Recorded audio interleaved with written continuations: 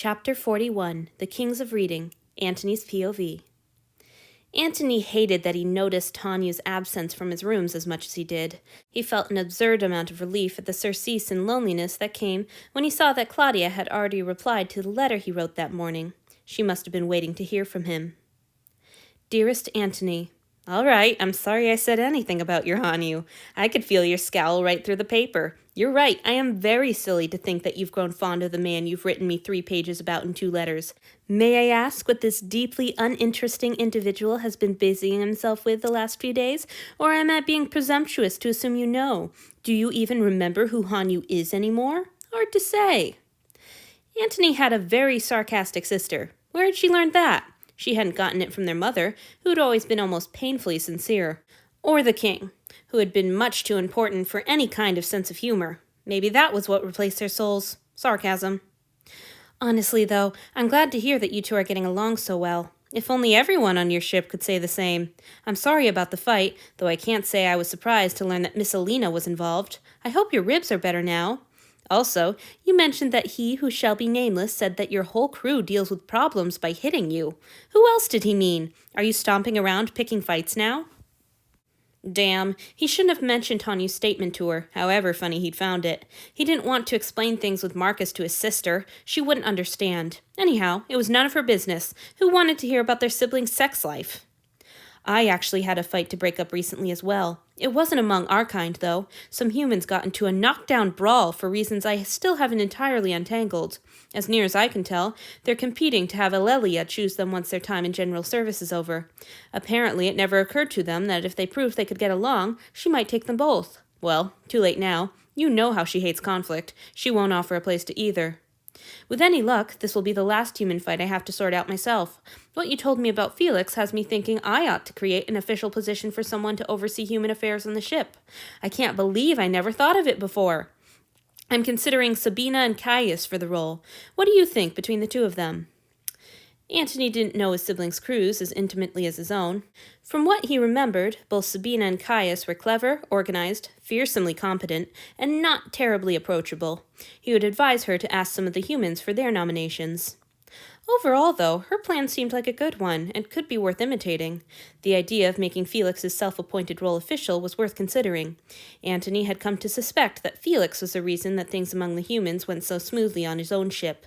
He was very rarely troubled by any requests or conflicts from the beings who made up most of his little kingdom's inhabitants. It would be only just, and long overdue, to offer Felix some recognition for the invaluable work he did. Still, if he gave Felix a new title and new duties, he would essentially be stealing Marcus's second out from under him.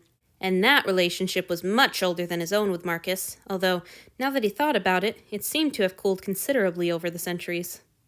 When they had first set out from their homeland, Felix had been serving as Marcus's second for several years already.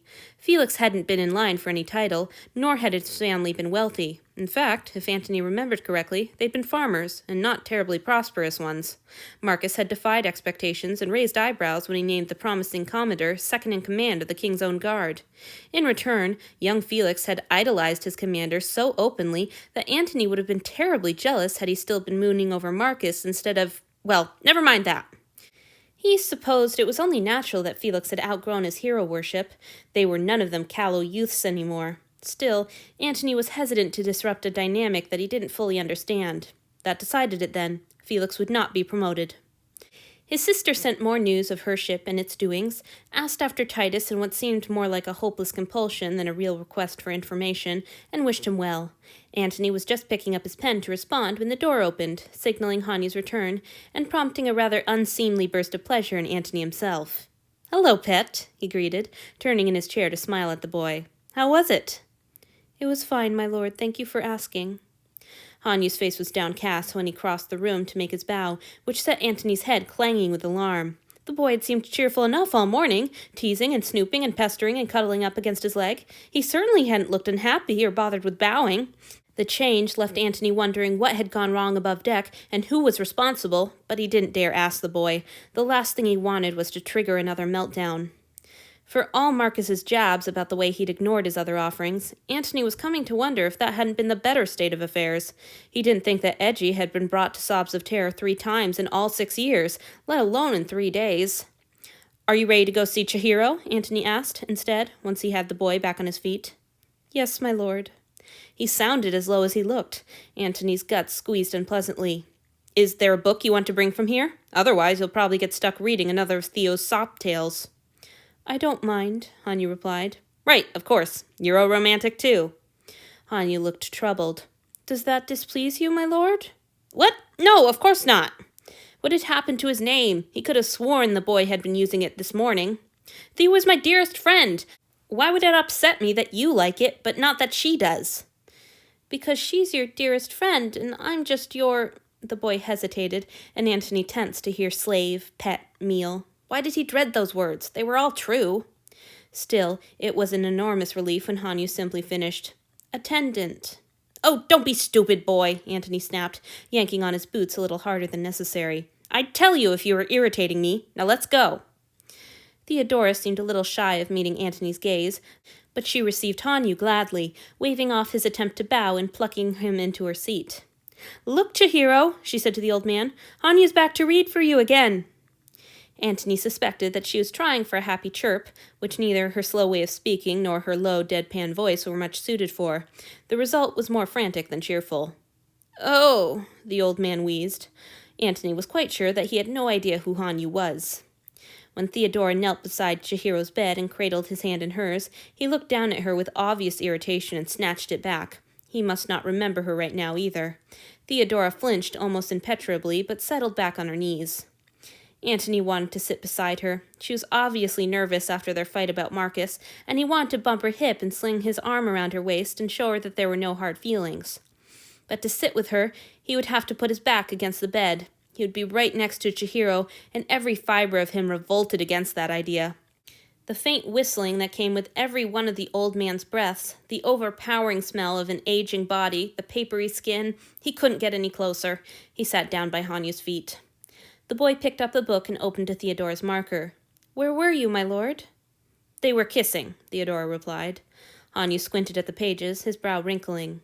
That seems to be what's happening for all of the 2 pages, he said hesitantly. Oh, just start at the top. Theodora looked up at Chihiro with a smile so hopeful and vulnerable that Antony's chest squeezed at the sight. We don't mind a little extra kissing, do we? The old man's watery gaze traveled over the room. Where's Ayumu? Theodora kept her smile, but Antony saw the very corners of her mouth tighten. He'll be along soon. We'll catch him up when he gets here. For now, let's listen to Hanyu. The thief's lips were as hot and demanding as a summer sun, searing right to his core. Their hands strayed over his body, and he shuddered in ecstasy. When the boy started reading, his voice was tight and a little shaky. Antony glanced up and saw that its eyes were brimming with tears. Of course, if Antony was feeling sharp pangs of sympathy for the poor old man, what must be going on in Hanyu's tender heart? He fought down an impulse to lean against the boy's knees, as Hanyu so often did with him.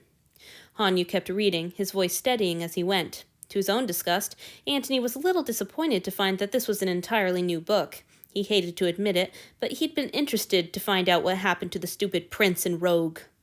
He could never ask Theodora about the ending. She wouldn't let him hear the end of it for 100 years. The heroes of this story were a dashing thief and a virginal servant boy who was actually a nobleman in disguise.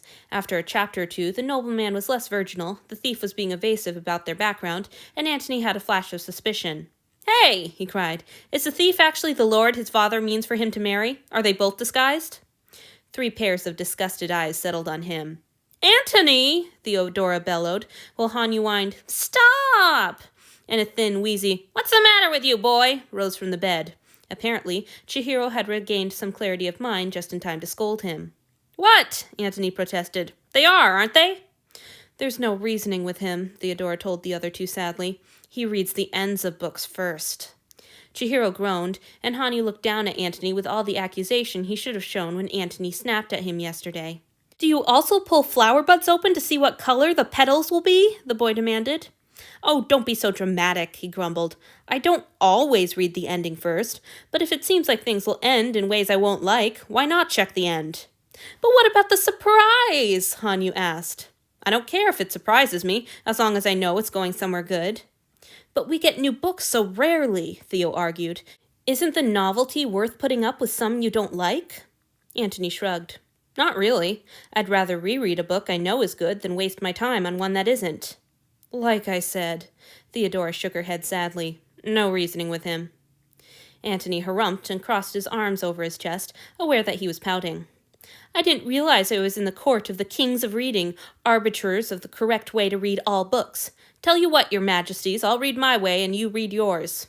You're not letting us read our way, Hanyu said. I don't know the end, it was just a guess. Well, keep your guesses to yourself, Hanyu scolded.